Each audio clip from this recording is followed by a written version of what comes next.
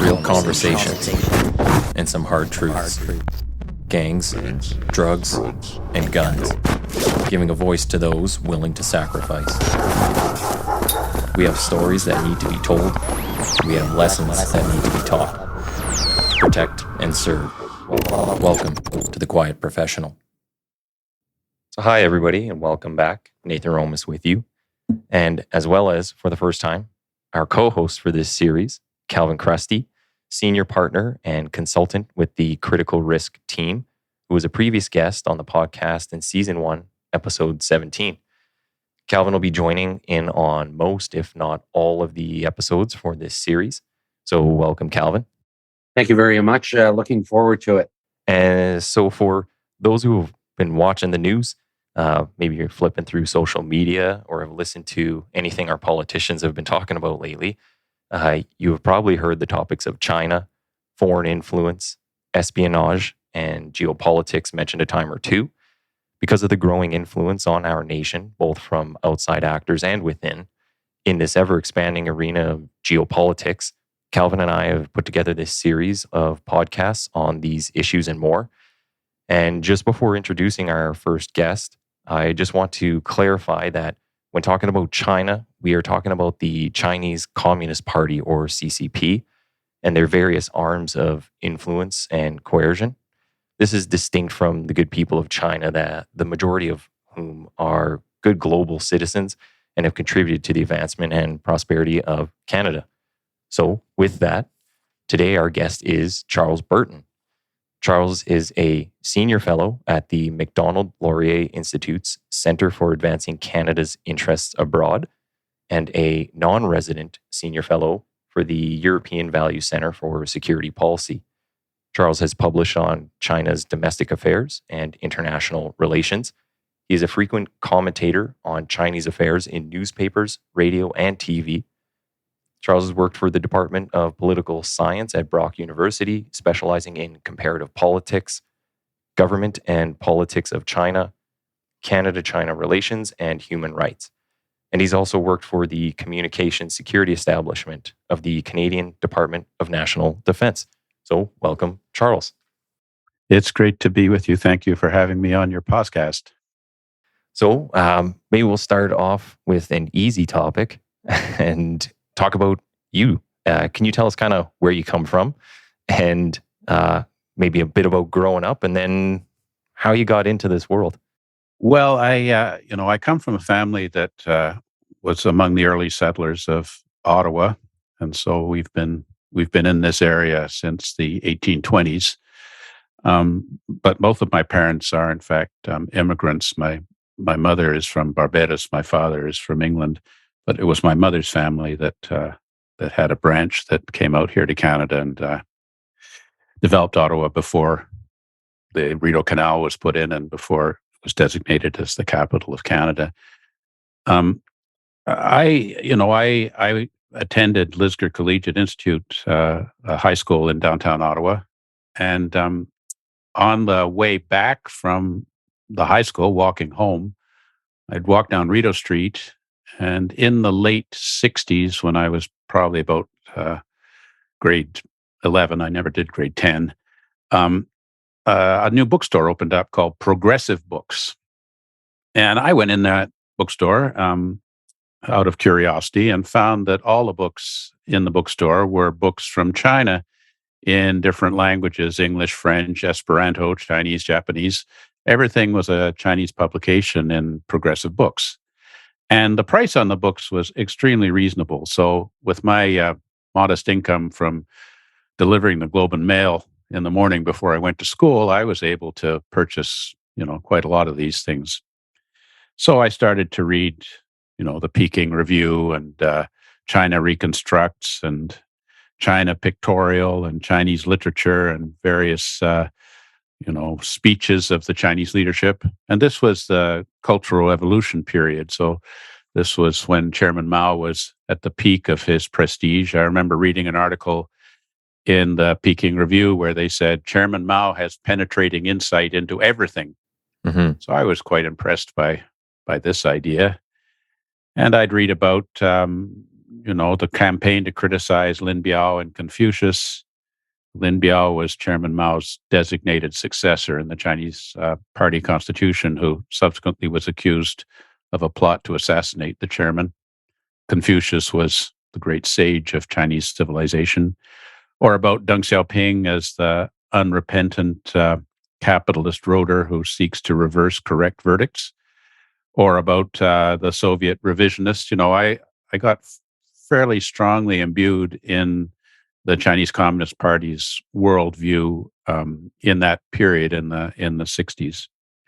And eventually, having got to know the guys who worked in the bookstore, they explained to me that they were members of the Canadian Communist Party, Marxist-Leninist, the one oriented towards China and Albania, not the one oriented towards the Soviet revisionists.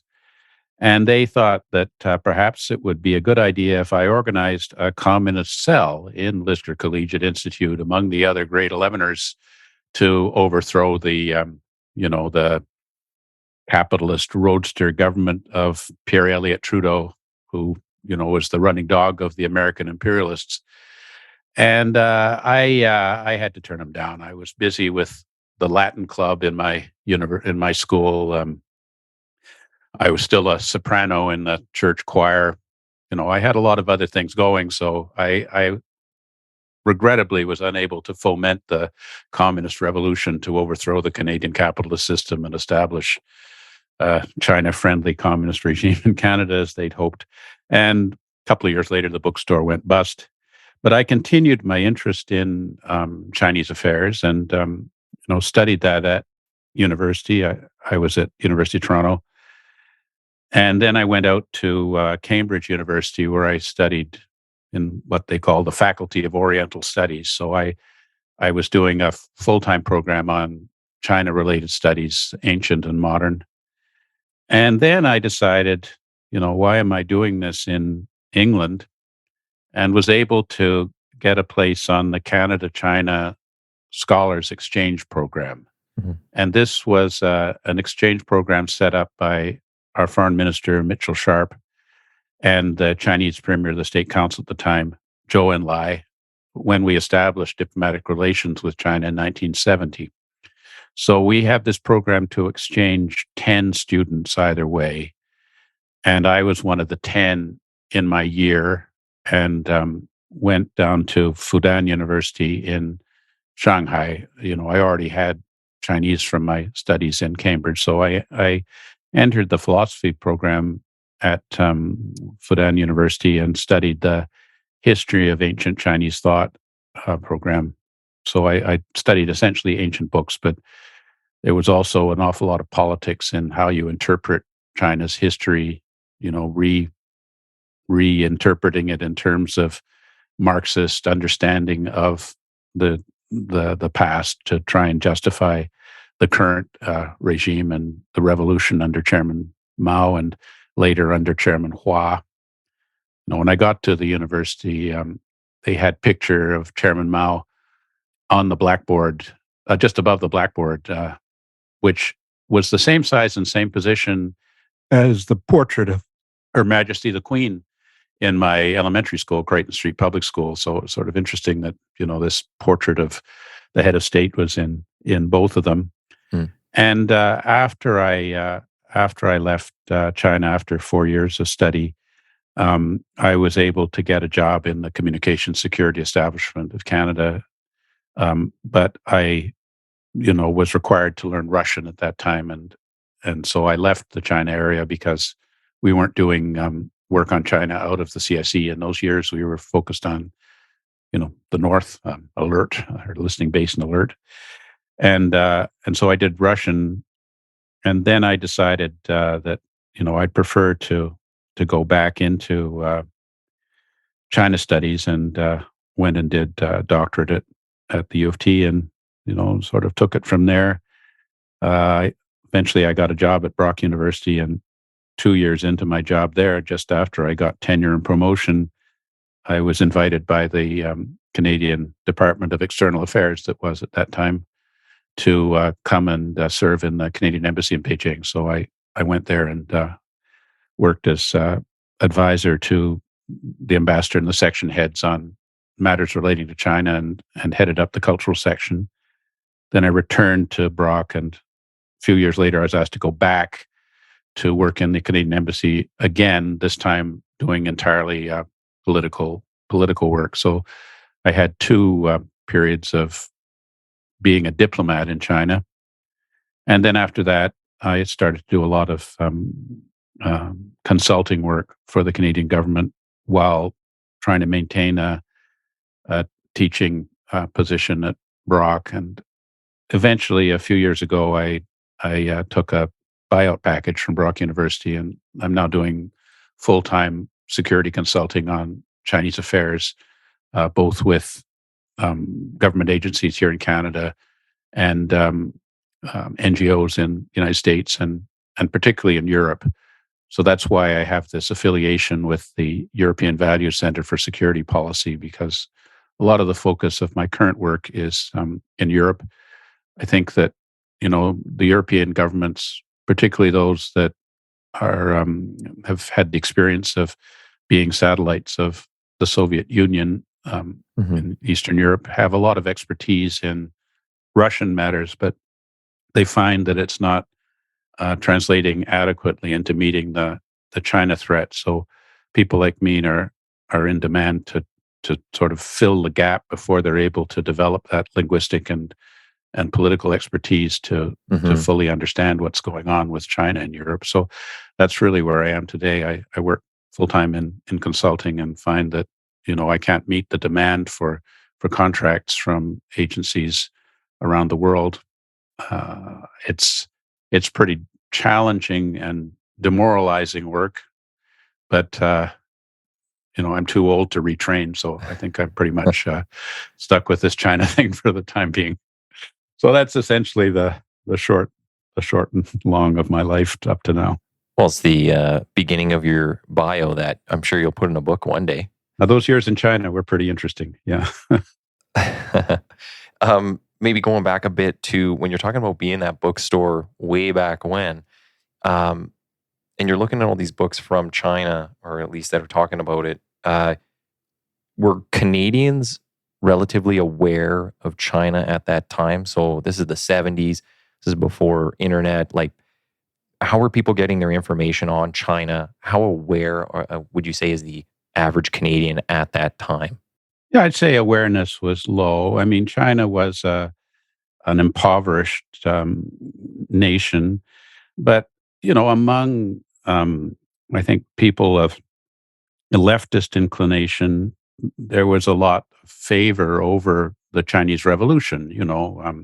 When the Premier of the State Council, Zhao Ziyang, came to be the first communist leader to address a joint session of the Canadian Parliament, Prime Minister Pierre Elliott Trudeau spoke about his, fond memories of talking about politics with Premier Zhou Enlai until late in the night when he visited China in 1973. And so I think that there were a lot of Canadians that were taken up with the idea of the Chinese Cultural Revolution and were, of course, deceived by the propaganda. They believed that China had discovered a way for third world development that wasn't beholden to the United States or to Russia, and that somehow it was a more human system. I mean, this was utter nonsense. The Cultural Revolution was, a disaster. Which I learned more about when I got to China and started to meet people who had been subject to torture and imprisonment and forced labor, and university professors who were sent out to farm in remote areas over that period, and were some driven to suicide by persecution. So, but a lot of people believed in it. I was never taken with the Cultural Revolution, but when I did go to China with the other Canadians of that year, initially I was the leader of the Canadian group because I had the best knowledge of Chinese. So when we got there and they said, breakfast at 8 and then we'll go to the post office, I'd be able to transmit that information in English and French to my fellow Canadians. But they decided, some of the Canadians decided that I wasn't sufficiently supportive of China's revolution. And so they decided to struggle me by locking me in a room and challenging my, remnant capitalist ideology. And I was demoted. I was no longer going to be the head of the group after that. I became the interpreter to the new head of the Canadian group, who was a man who'd come in to study Chinese acupuncture. So, there were a lot of Westerners who believed in the revolution. And then some of them, when they got to China, initially were expecting to find paradise on earth. And when they saw the reality of what was really going on, this was quite disillusioning for them, particularly some of the French and Italians who were, hardcore extreme Marxists. And there was one girl who tried to throw herself out of a window, an Italian girl. One of my roommates managed to pull her back. But, the Chinese were sort of staggered by these Canadians that were so imbued with faith in the ideology. And they said, we're trying to fly out of this bird cage and these Europeans are flying in. We don't understand it. And so I was fortunate then in that I seemed to have a fairly, values-based approach throughout the time and didn't suffer the disappointment of seeing the dream shattered. But I certainly learned a lot over that time about, Chinese ideology and the nature of that Chinese communist regime, which, still endures to this day. The fundamentals of the Stalinist roots of Chinese communism have not gone because they've abandoned communization of the countryside or no longer have utter state control of the economy. It's still the nature of the regime remains the same. If I would say, what's the basis for this regime? How did it arise? How was it that in 1921 a Chinese Communist Party came into China? And I don't think it really was about the Marxist ideology. I think the Marxist ideology was largely a tool to a larger purpose, which was to establish China as a strong and powerful nation. That after the humiliation of the Treaty of Versailles in 1919, this was China had participated in World War I. They fought on our side. Mostly there were Chinese laundrymen and cooks that were sent to Europe. And they had expected that after the First World War, that the German colonies would be returned to Chinese sovereignty. The German colonies along the eastern coast of China and Shandong would naturally be returned to Chinese sovereignty. But under the Treaty of Versailles, the victors of World War I transferred those colonies to the Japanese. And this then led to a crisis in China and the first series of demonstrations in Tiananmen Square on May 4th, 1919, and then led to the Chinese Communist Party coming forward as a means for China's self-strengthening. So the key is that when Chairman Mao declared the regime after the communists had survived, the Japanese invasion and had defeated the American-backed nationalists in the Civil War between 1945 and 49, that Chairman Mao in the rostrum of Tiananmen Square declared that the Chinese people have stood up. And I think that, the anticipation of Chairman Mao was that China would become the leader of Marxist revolution and replace the Soviets under Stalin as being the true center of the world, and that the Marxist revolution would naturally take place everywhere, and China would be the dominant power on the planet. And so you're seeing the same process, today, just without the Marx. The idea of China's establishment of being the dominant power in the world is something which has existed throughout that regime's existence, and arguably could have been the reason why it arose in the first place. So, and throughout time, they've always considered themselves as a dominant force, or at least not really submissive to anybody, even in their region, but worldwide. Is that correct? Yeah, I mean, the traditional Chinese cosmology, of ancient times is that the emperor of China is the son of heaven and is the sole legitimate political authority. Only the emperor of China has a connection with the forces of, the forces of nature. Mm. You can tell, that according to traditional Chinese cosmology, you can tell when an imperial dynasty is about to be replaced and lose the mandate of heaven because things start to go wrong in the natural world. Birds start to fly backwards. Women start to give birth to cows. Pestilence runs through the land. There are plagues of locusts. There's drought. There's failure of crops, and then the people become desperate, and a new vigorous peasant leader overthrows the previous dynasty, and a new one comes to the fore. Well, I mean, this is obviously, I don't think we actually credit the birds flying backwards and women giving birth to cows thing, but the idea that, the dynasty becomes corrupt, and then they sell off the grain reserves, and then when natural disaster occurs, the people are desperate, is certainly historically accurate. But it's only the Son of Heaven who is the legitimate political authority, and all other nations, the further they are from the Chinese capital, in sort of concentric circles of civilization, are less and less civilized. And so the emperor sends out officials to those regions where the people can be ruled, and those regions farther away are simply allowed to be controlled by their tribal chiefs, because they're considered, uncivilized, illiterate people who don't deserve the direct rule from the imperial source. But they have to acknowledge that China is the sole, legitimate power, and should bring tribute to the emperor to acknowledge his position and not make it necessary for the Chinese regime to invade them and subjugate them. And you see this, I mean, if you look at the readings, if you look at, like, they knew about people from Holland.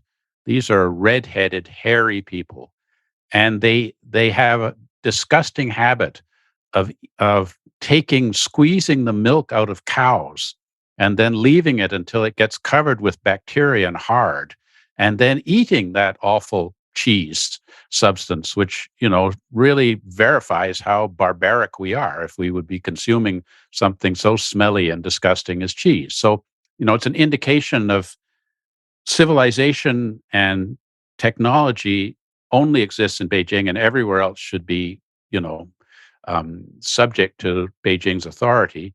And I think under Xi Jinping, we're seeing a restoration of this idea that China has a tradition and a legitimacy in establishing itself as the dominant civilizational force on the planet, and that the United States is in decline, and our norms are inferior, and that liberal democratic institutions are inferior, and that what we need is to become subject to the rule of the Chinese Communist Party through regimes which are, tributary regimes to the main regime out of China. Mm-hmm. And so that's that's Xi's ambition today.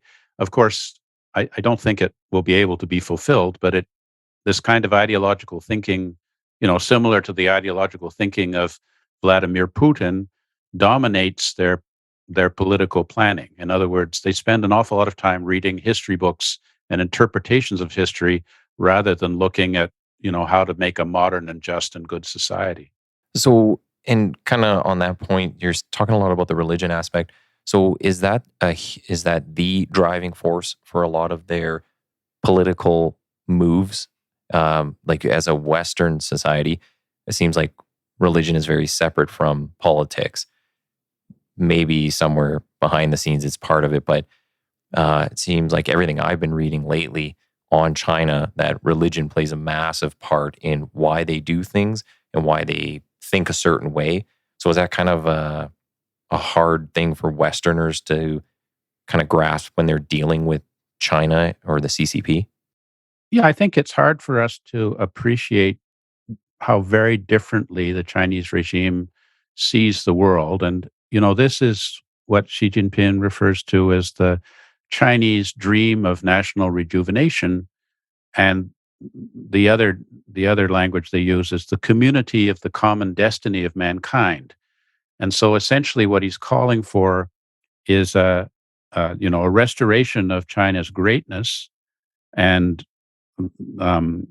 retaliation for Western imperialism in the 19th century, like the Opium Wars and other Hmm. demands that the West should have the ability to settle in China and engage in trade in China and so on, which previously the Chinese had resisted. And so he wants to make this community of the common destiny of mankind replace the existing global institutions like the UN and the WTO. And so that is it there. But the Chinese strategy is to try and say different things internally in China to what they say externally, which is why it's so important for us to be looking at Chinese language um, speeches directed towards the Chinese Communist Party and the people, as opposed to the kinds of statements that Xi Jinping might make at the UN or at Davos, which suggests that China plans to be a responsible stakeholder in global affairs and supports the principles of the WTO and the UN, when their actual military and diplomatic behavior suggests that they are opposed to the international rules-based order based on liberal values and seek to defeat it. So, there's a tension there between the way that they're trying to depict China to us Hmm. and the promise that they're giving to the Chinese people of the overall large agenda of the Chinese Communist Party, which is this nationalistic, sort of fascistic rise to power, which they hope to achieve by 2050, the 100th anniversary of the establishment of the regime. Okay. Well, and so one of the things I've never found clear about the whole picture with the CCP and what they're kind of driving toward is, if you look at things like World War II, if we talk about Germany, like they had a very clear, hey, we're exterminating these groups of people. Yeah. We think we're the superior race or ethnicity. But you don't hear that with China so much. So is China, are they trying to, are they just want to be in political power and then are saying, hey, we're fine with everybody else as long as you just kind of follow our rules? Or are they looking at it through ethnicity? Is it ideological? Is it a combination of it all, or is there one particular driving force? Well, I think that there is an ethnic element here. I mean, we know about what China is trying to do to the Uyghur Muslim minority in terms of the Canadian House of Commons unanimously determined that it's genocide under Hmm. the Convention Against Genocide definition of the United Nations, which was the first UN covenant when the UN was formed after World War II. And so, previously China had seen itself as a multicultural nation. Now they refer to the Chinese nation, really meaning the Han ethnicity. And so you're seeing the suppression of the history, language, and culture of these other groups who are within the territory of the People's Republic of China, amounting to about maybe 9 or 10% of the population, who believe that their traditional lands should be independent states. So, Tibetans typically believe that Tibet should not be ruled from Beijing, but should be an independent nation with its own flag in the UN and own defined territory, quite a bit bigger than the Chinese Tibet Autonomous Region borders, ruled by His Holiness the Dalai Lama. Hmm. And the Uyghurs typically feel that the traditional Uyghur lands, which are also much bigger than the Xinjiang Uyghur Autonomous Region, and in fact include some of the lands that are claimed by the Tibetans, should become an independent state called East Turkestan, and similarly have, their own language, their own culture, and it's like maîtres chez nous, masters in their own house. China has an interpretation of history that those territories have always been part of the Han dominated regions.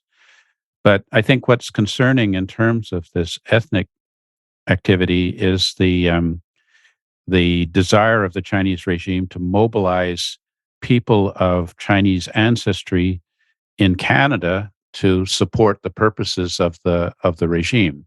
Mm-hmm. And they do this through an agency of the Chinese Communist Party called the United Front Work Department, that Xi Jinping has defined as one of the three treasures of the Dharma, or magic weapons of the Chinese Communist Party, along with armed struggle and party building. And the idea of this is to get people who are not necessarily supportive of the Chinese Communist Party directly to support the purposes of the regime.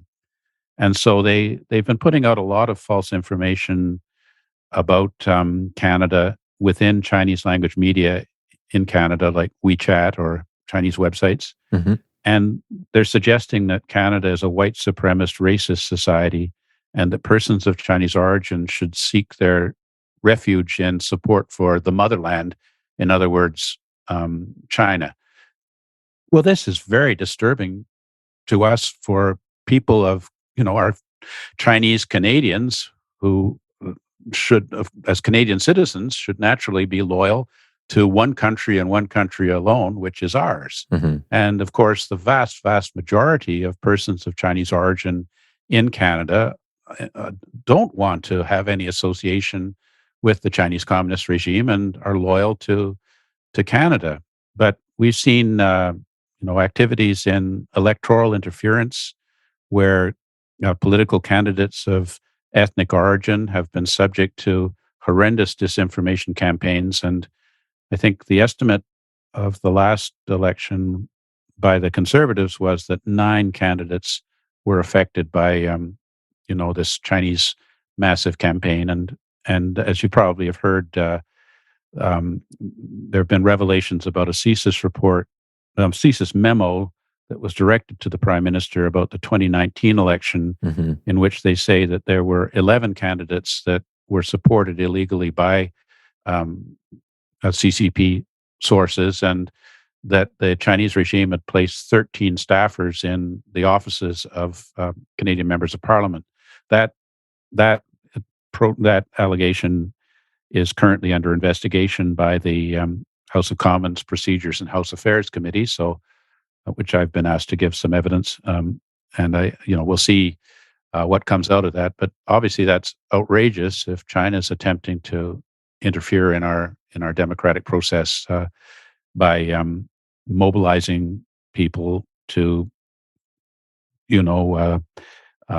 smear loyal Chinese Canadians and prevent them from achieving their rightful position as members of our democratic legislature. I mean, obviously, we want to have all the ethnicities of Canada fairly represented in our democratic process, including persons of Chinese origin.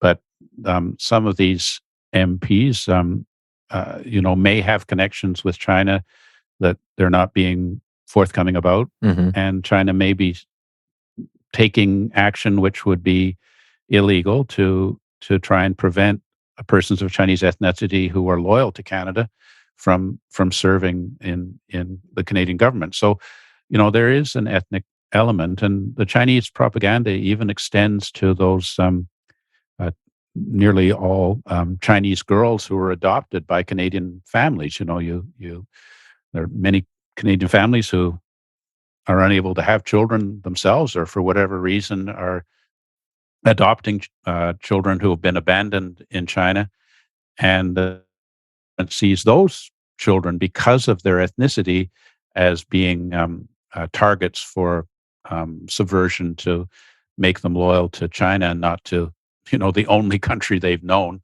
which is Canada. So their ethnic aspect is very concerning, and it's certainly something that that we should not be allowing to go unchallenged. So when they're trying to have this influence on people who are in Canada now, what's their ultimate goal? Are they trying to get these people to move back there and then, bring their whether it's their skills, their knowledge, maybe they're done university, they're in a very specialized field.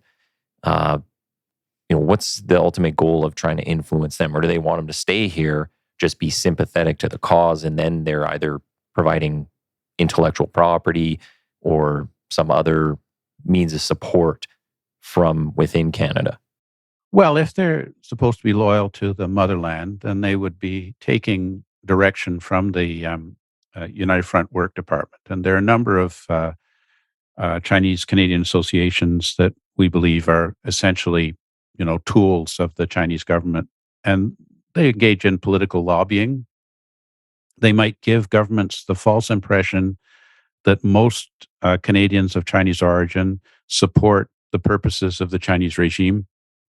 And therefore, if the Canadian government engages in policy measures that the Chinese government would not like, that they will lose political support in constituencies where there is a high presence of ethnic Chinese, such as in, say Richmond, BC, or Markham, Ontario, where the Chinese community is fairly concentrated and does have a significant influence over voting results. And then if you are, convinced that your loyalty is to China, not to Canada, then you may be open to approaches to engage in supporting espionage. If you're in a high tech position or working in a university, you could become an agent of the Chinese regime and transferring dual use military technologies from Canada to agents of the Chinese state. And this is an area that we have a great deal of concern about, because a lot of this activity is going on, I think, without the full awareness of the Canadian collaborators in this sort of stuff, or they can become agents for assisting Canadian politicians to raise money and providing them with benefits, even post political career benefits. It's really about money, but it's also about maybe manipulation of the naivety of us, or our greed, in terms of if you don't support policies hostile to the interests of the Chinese regime in Canada while you're in a position of public trust, after you leave office, you will receive benefits of what my friend at the Royal United Services Institute in Britain, Charlie Parton, refers to as life transforming amounts of money. So, they getting people to be amenable to approaches from a foreign regime is, troubling, particularly if those people are in fact citizens of Canada. And, we need more legislation to ensure transparency in that Canadians who receive benefits from a foreign state are required to make this transparent so that any conflict of interest could be readily perceived. I mean, we did have the example, for example, of Jean Charest, who, had been making some statements supportive of Huawei's agenda in Canada. Fair enough. I mean, people have different political perspectives or understanding of the threat of Huawei to Canadian telecommunications. But then subsequently, reports came out that Mr. Charest had been the recipient of a retainer from Huawei in the amount of 70,000 Canadian dollars a month over a 3-year period. Wow. Nothing illegal here. But, I would have liked to have known that earlier on. At least the reports say it's 70,000. I don't know if Mr. Charest has acknowledged the amount, but we do know that he was recipient of benefits from Huawei and other Chinese state firms. But in terms of your earlier question, do Canadians have awareness of this?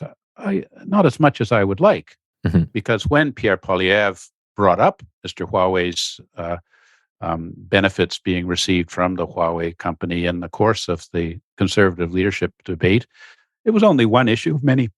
It wasn't considered a definitive issue. It didn't seem to be something that people were saying, well, this could disqualify him from being prime minister, or perhaps if he has received $2 million from the Huawei company, that he should return that money before he becomes prime minister. That certainly wasn't there. The concern over Mr. Charest was on his governance of the province of Quebec and other political history, or whether he suited the current mood of the Conservative Party, but not about potential conflict of interest because he'd been working for for a law firm that receives a lot of benefits from China. So, as I say, there's no legislation against this. There's no suggestion that anything illegal here, but I would just prefer more transparency among people in key positions as to whether they're receiving benefits from a foreign country. And so far, our government has been resistant to the idea of enacting legislation comparable to that of other nations to ensure that we just have more information about potential conflicts of interest. You go ahead there, Calvin. Did you have? Well, first of all, Charles, thanks for the historical and strategic overview, and I'm really interested in this portion of it. And I guess I'd just ask you, just in terms of your perspective on the analysis as to why these issues haven't gained as much attention or concern, and perhaps so late in the game. That would probably be one of my first questions, is in terms of your assessment as to why did it take so long to get to the point where we're actually having these public conversations about it? Yeah, I mean, that's a good question. I since 2005, I've published about 150 op-ed pieces in the Globe and Mail and other papers.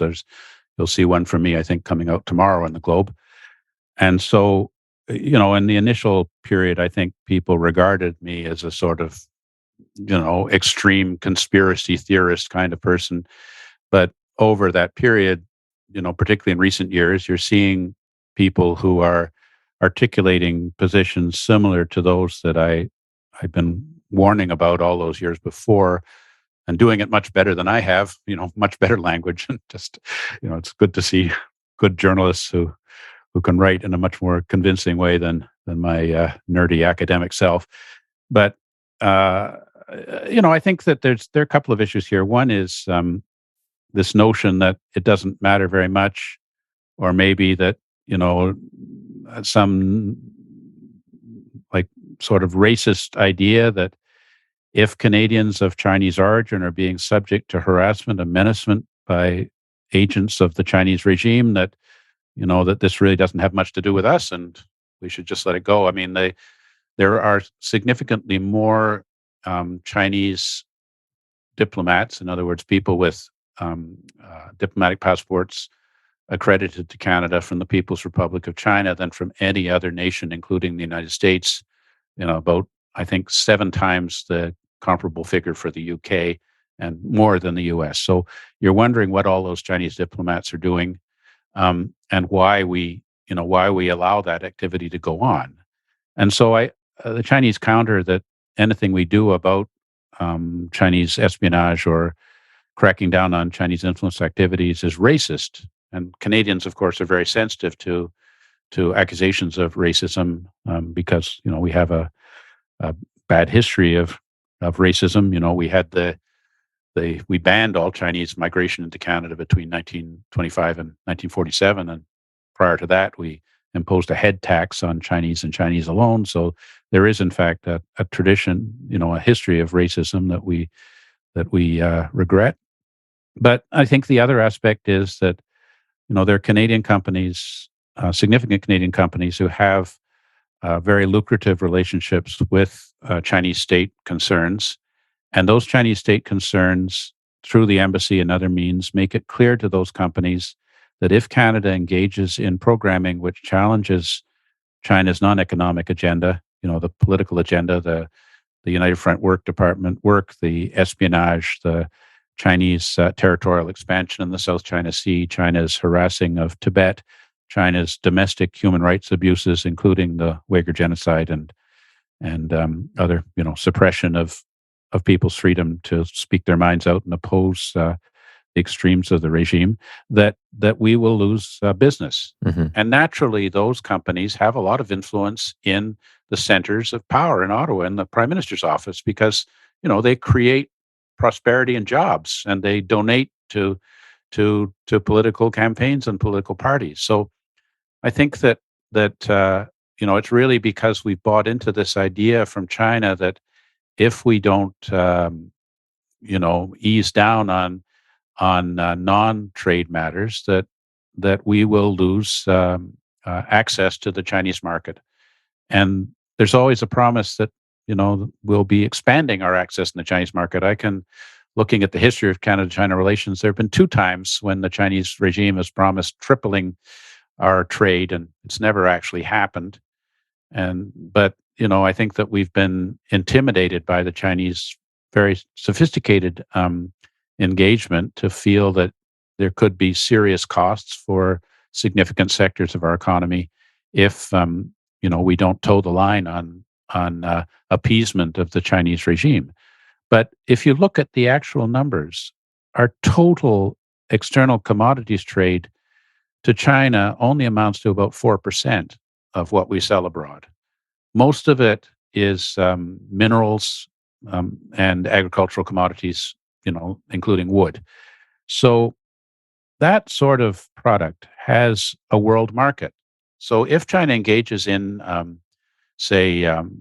retaliation, similar to what they did at the time of our detaining of Meng Wanzhou while we investigated a U.S. extradition request for the CFO of Huawei, and they on spurious grounds imposed non-tariff barriers on Canadian exports of canola seeds, $30 million a year export, claiming that our canola seeds were full of contaminants, which they aren't. None of our other customers had that, and also for a period restricted some meats out of Quebec. That if they impose those restrictions, that we could seek markets elsewhere. In other words, if they buy fewer soybeans from Ontario, it means they're buying more from Brazil, which means that there's a market somewhere else for those former Brazilian soybeans. So the Chinese threats are not able to be fully carried out. And when Australia decided to stand up to China a few years ago with various measures, like the Foreign Influence Transparency Scheme Act, to demand accountability for Australian politicians who were receiving benefits from the Chinese regime, including the former Minister of International Trade that was alleged to be receiving an $880,000 a year private consultancy from a Chinese billionaire. And when they insisted that China agree to an international investigation of the sources of COVID-19 and other measures to challenge China's espionage activities in Australia, China retaliated through imposing restrictions on Australian commodities exports into China, particularly coal, iron ore, and Australia was quite nimble in deflecting the Chinese activity by moving into other market areas, and didn't suffer the sort of consequences that I think China had hoped to impose. So, the short summary of this long and wandering answer to your question, Calvin, is it seems like we're intimidated by the Chinese regime through accusations of racism and threat of economic coercion to allow China to engage in more and more malign activities in our country. But we don't have to, that we could be taking a principled stance, upholding our Canadian values, and I would argue not suffering enormous economic consequences. Thanks for that, Charles. On that same note, when we look at the history, over the last, and I don't want to date myself on the audio podcast, but when we look at, say, the last 20 or 30 years, there hasn't been a lot of public dialogue about it. There hasn't been a lot of outcry about it. There's been historic reports from the security and intelligence entities, commencing probably the most acute one being Project Sidewinder from the RCMP and CSIS, identifying that there's these security and intelligence threats taking place in Canada in the late 90s and early 2000s.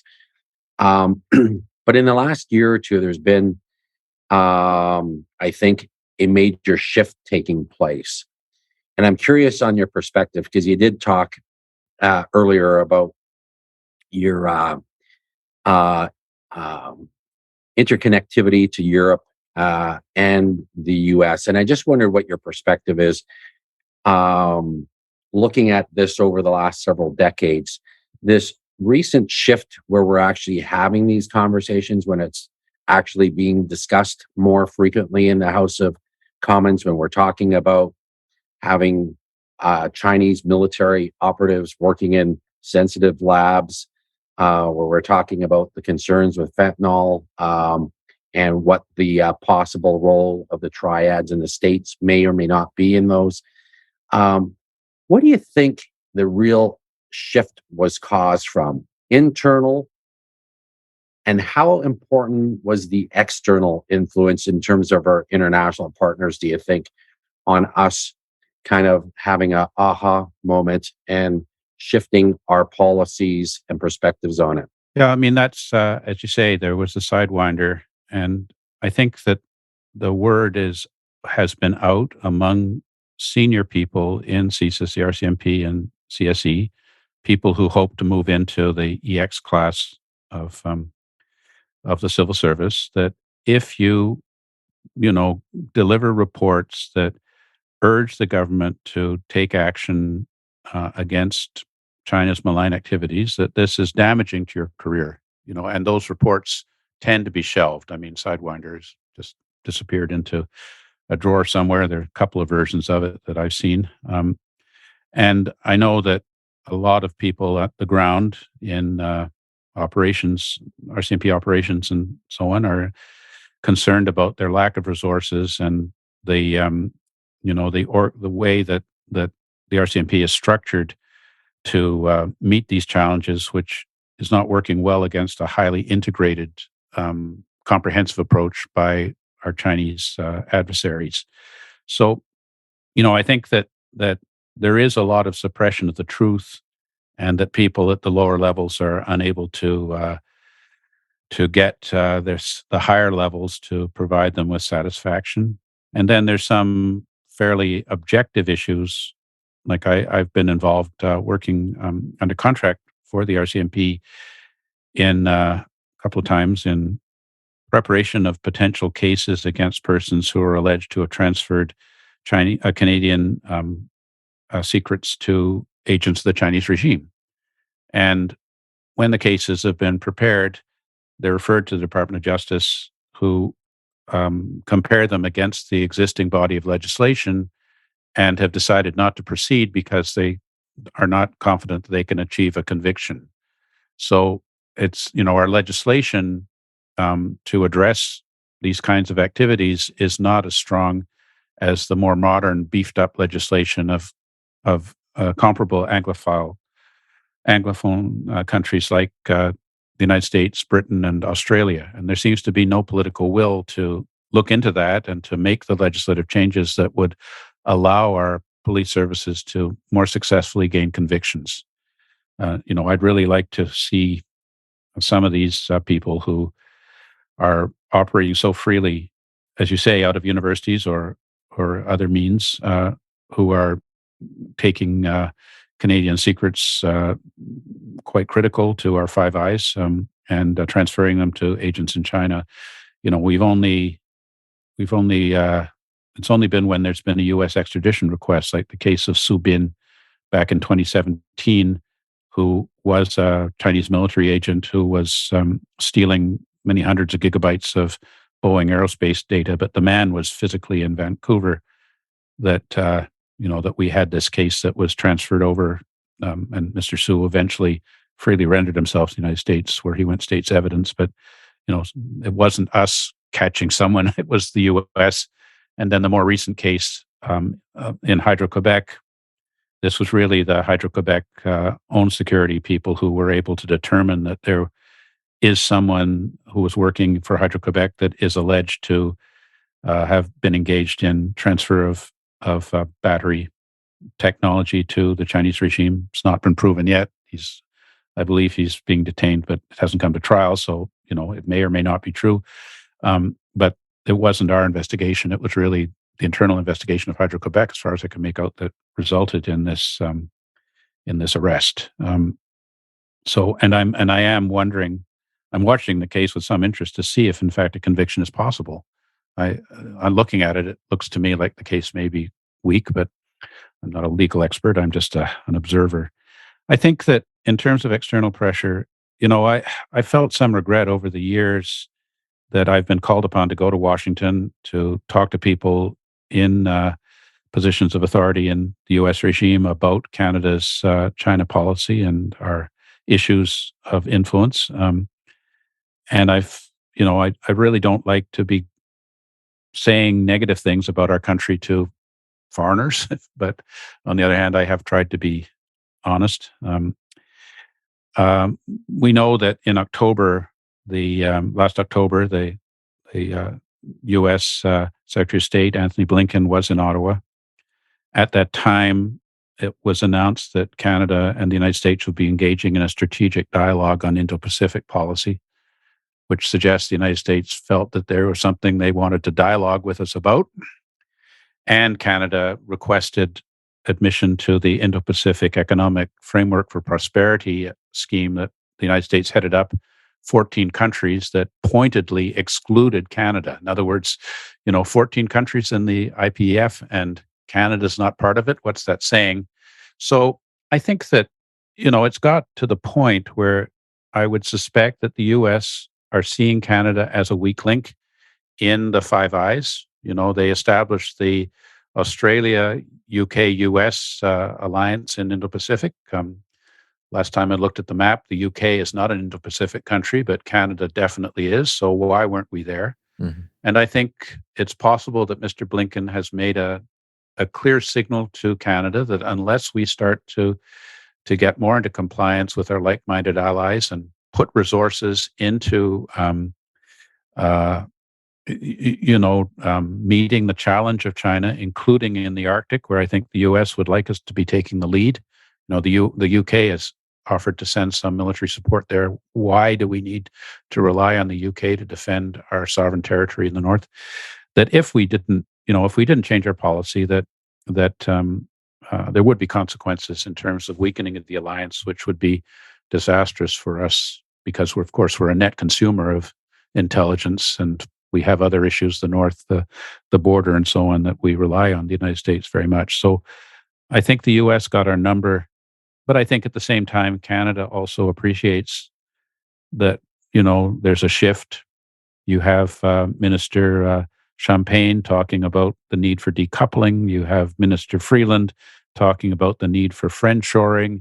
You have any number of senior Canadian officials talking about the need for us to secure critical supply chains, particularly in areas of critical minerals where China is seeking to gain a serious upper hand in control of those things like lithium and cobalt and so on, which are so essential to our high-tech future.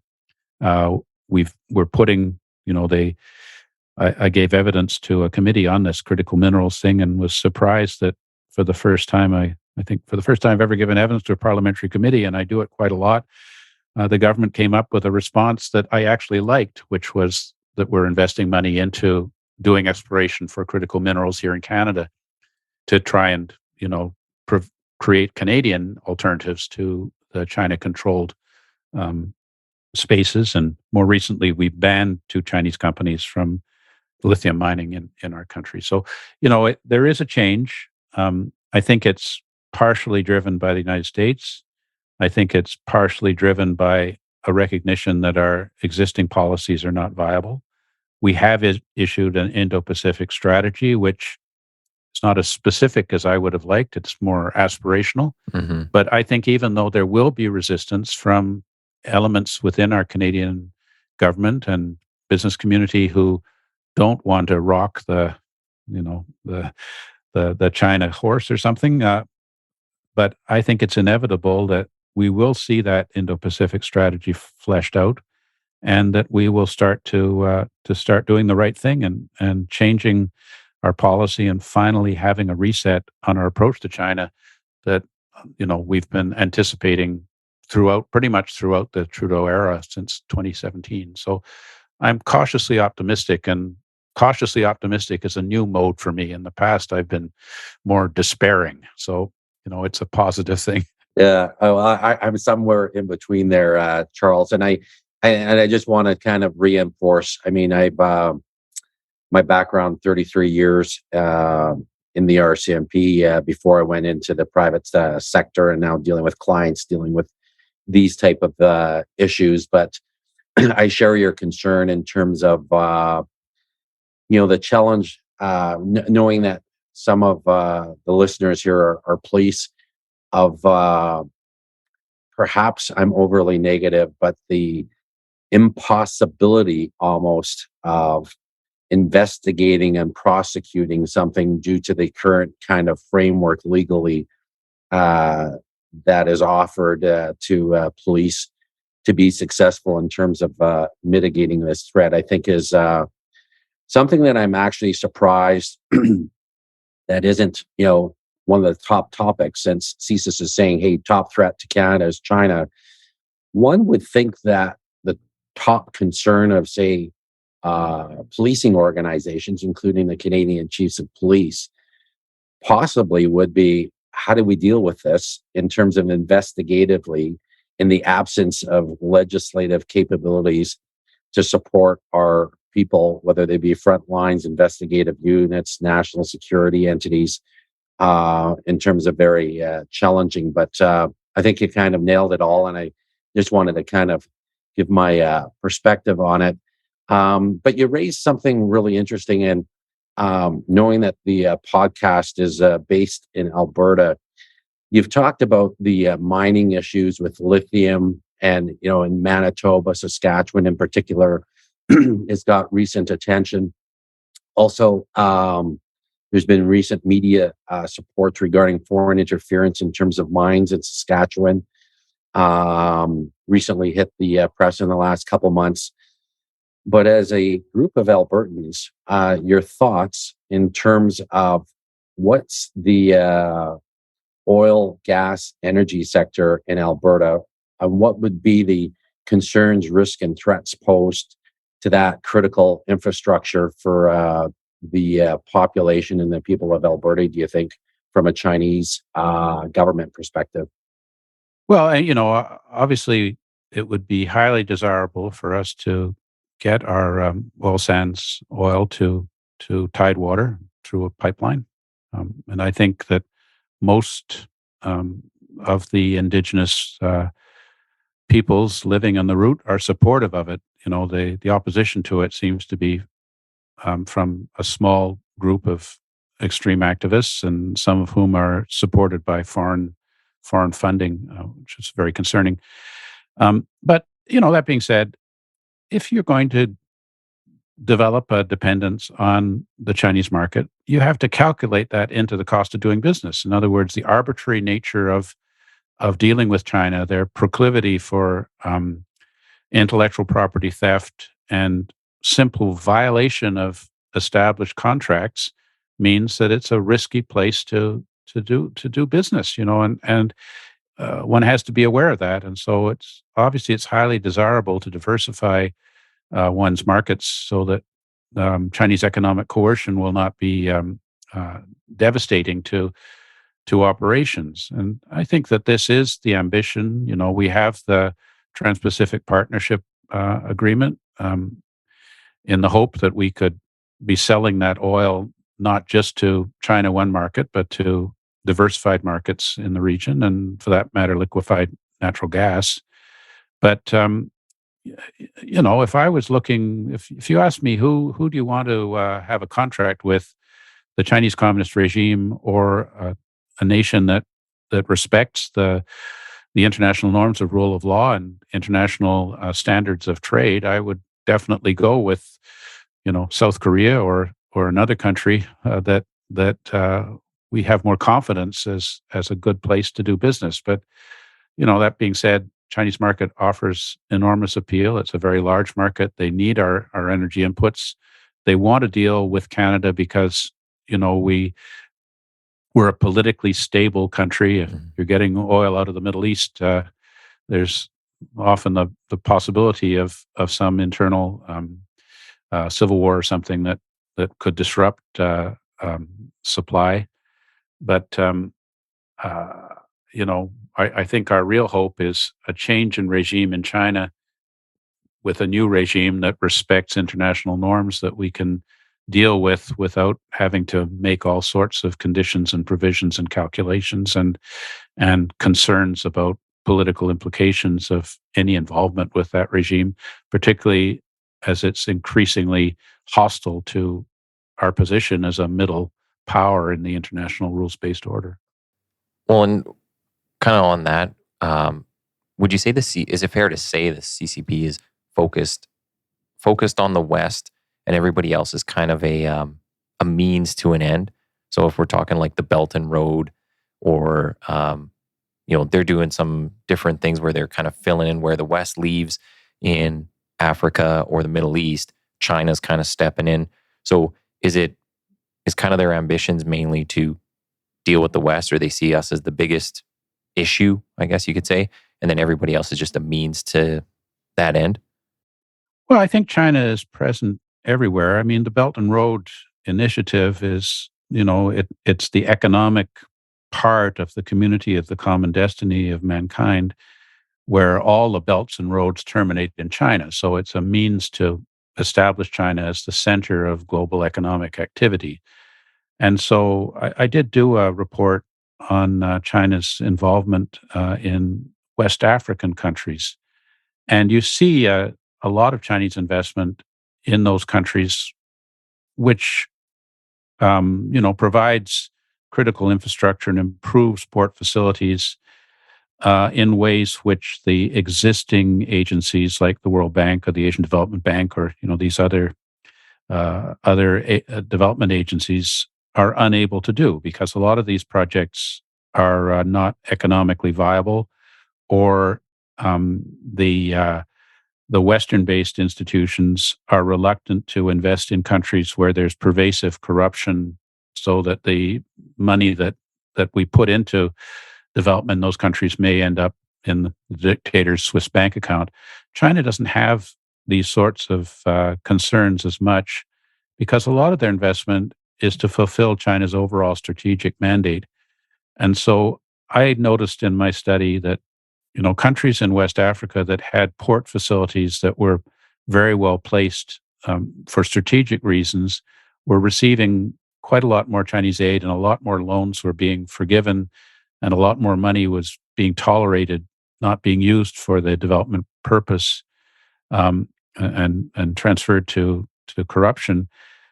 Because I think China anticipates that if they build a port and make a nation indebted to China in ways that they may not be able to repay, that they can then use this coercion to establish, say, a submarine base or other People's Liberation Navy facilities in that country, and to get the country agreeing to Chinese purposes in other areas like voting in the UN. So you see a highly integrated state, Communist Party, military, business complex in everything that China does. So, it's similar to, why is Huawei software and hardware 5G solutions marketed at prices considerably lower than, say, their competitors like Ericsson and Nokia? Well, I think it's because the Chinese state sees benefit to having those Huawei 5G installed, because it provides critical coercion over potential infrastructure and access to databases that could serve Chinese regime purposes. Hmm. So you see China active everywhere. I mean, I did West Africa, but there's no place in the world where you don't see a significant Chinese presence in terms of achieving Chinese influence through political and economic means. And in the meantime, China remains an underdeveloped country. And as we can see from the current crisis over the massive spread of COVID-19 and high rates of disease and death, China has not been investing in domestic infrastructure. So, they don't have enough hospitals and critical care facilities. And one could arguably see this because so much of Chinese national resources is going into third world projects to expand China's global reach in Africa, South America, and also in some countries in Europe, Hungary and Greece, for example, who are more open to the Chinese approach than others.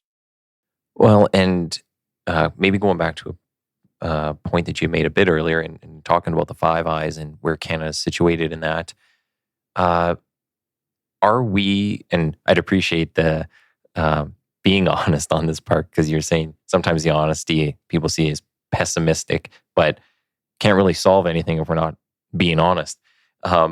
Is Canada seen as a threat to the West itself, especially within that Five Eyes? Are we kind of the hole that everybody's getting through and getting all the secrets and just being a general liability, I guess?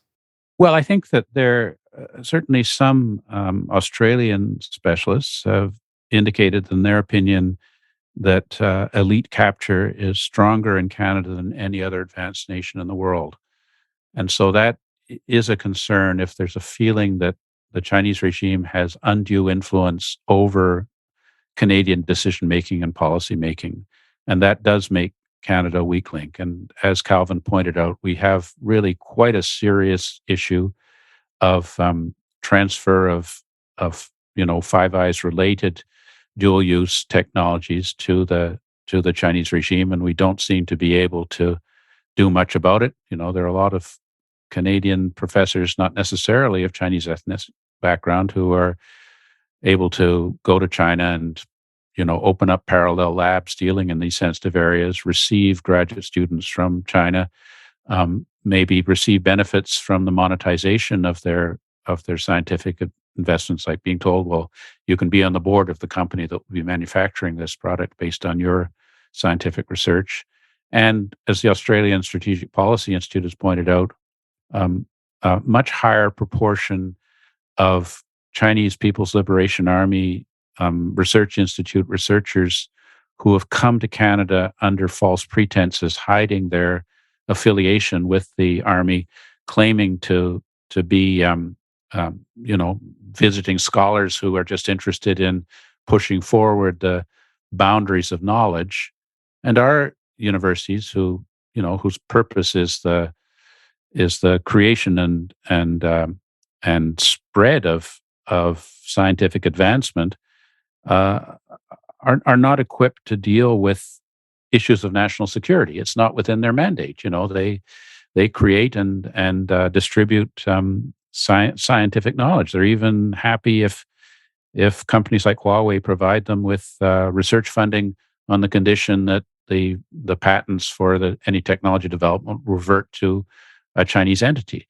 So we just don't seem to be ahead of the curve on this, and I think it does cause a serious problem for our allies in terms of to what extent they can share intelligence and collaborate with Canada if we're not maintaining the same security standards as other members of the Five Eyes, particularly Australia, UK, and US are. And so that is something that we really have to be taking much, much more seriously and responding much better to those U.S. concerns, and abandoning the idea that the promotion of Canadian prosperity is the only thing that really matters in our relations with China, and everything else should be subordinate to it, and looking more at security and sovereignty implications, and preventing, looking more seriously at Chinese state investment in Canadian critical infrastructure and so on. A Chinese state firm attempted to acquire Canada's largest privately owned construction company, Aecon, which would have been, provided China with a bonanza of information about Canadian infrastructure. And at the time of the considerations, Aecon was involved in projects on the Gordie Howe Bridge between Windsor and Detroit. So, you can see that there's a lot going on there that we are not addressing with as much rigor as we should be. And I think, we need more and better legislation, and we need to consider which side are we on, And the idea that we can somehow play a sort of middle game between the United States and China to Canadian, economic benefit, this is just not happening. And, I'll keep writing those op-eds to make sure that message is, up there in the newspaper, and hopefully someone will read it. Well, and kind of coming to the end of our time here, but maybe the last question that I have for you, you did a really awesome job giving a lot of these answers. I mean, you basically every question I had, you covered off just naturally. So, but what are the solutions? So if you're prime minister and you don't have to deal with the pesky House of Commons, what are the solutions? So, is it just simply a policy change, or should we be listening more to our law enforcement and intelligence agencies? Like, what are some of the major things that you see that we need to focus on and fix? Yeah, I mean, I think unfortunately the prospect of me being elected to anything in Canada is pretty small. I don't think I have that skill set, but I think obviously, first of all, we have to get on top of this Chinese subversion of policymakers. So we need much stronger legislation to ensure transparency and receipt of benefits from the Chinese state, both from people who are currently in positions of trust and from people who retire from government. And there's a lot of opposition to this, and saying it would violate the protections of the Canadian Charter of Rights and Freedoms. But other countries have done it, and if there's no problem here in Canada, then why not enact legislation? The line given by those who oppose it say that on the one hand, what's going on in Canada and Australia couldn't possibly be happening in Canada. I don't buy that. It would violate the terms of the Canadian Charter of Rights and Freedoms. I don't buy that. It would be racist. And that our security agencies like the RCMP and CSIS already have the tools to successfully address these issues, which I also don't buy because, we're not seeing any constraints on these matters. So I think certainly that's number one. Number two is legislation to strengthen our ability to protect our security and sovereignty in terms of Chinese state investment and pervasive espionage. I think we should be, if allowing our police to do their job in protecting persons of Tibetan or Uyghur or Chinese democracy activists or Hong Kong people or Taiwan people from Chinese state harassment and menace. In other words, if there are Chinese diplomats who are involved in this activity, as we know they are, they should be declared persona non grata and sent out. And if China decides to retaliate by reducing our diplomatic cohort in Beijing, Shanghai, Guangzhou, Chongqing, so be it. And if there are agents of the Chinese regime who don't enjoy diplomatic protection, then they should be brought up to be made accountable for Canadian law. We just have to send out a signal that this activity just can no longer go on unchallenged. And I think finally, we need to be putting a lot more resources into our RCMP and CSIS, particularly China-based expertise. We need restructuring to better meet the challenge of these issues like Calvin's referred to, like Chinese state regime relations with Chinese criminal gangs and other malign activities going on the ground. And we need to beef up our military to better meet the challenge. The current Indo-Pacific strategy over 5 years will provide enough funding for one more frigate to join in freedom of navigation activities in the Indo-Pacific. That's not enough. And we have to get serious about the Arctic because China and Russia are getting together over Arctic matters. And if we're not present there, we're going to lose our control of Canada's own rightful territory. So, it just means like at a time when the Canadian economy is suffering, we have to deal with decades of neglect and get serious about putting the resources into meeting the challenge. And China's putting an awful lot of money into this. And, we just cannot respond to it without smart resources and reallocating resources from other sectors of our government to better meet the challenge of China.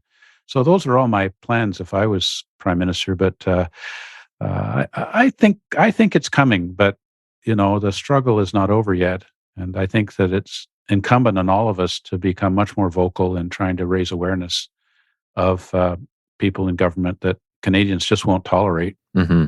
this the appeasing attitude of governments towards China any further, and that if we don't take action, that we will suffer in terms of our relationship with our allies, and that would be disastrous for Canada's future.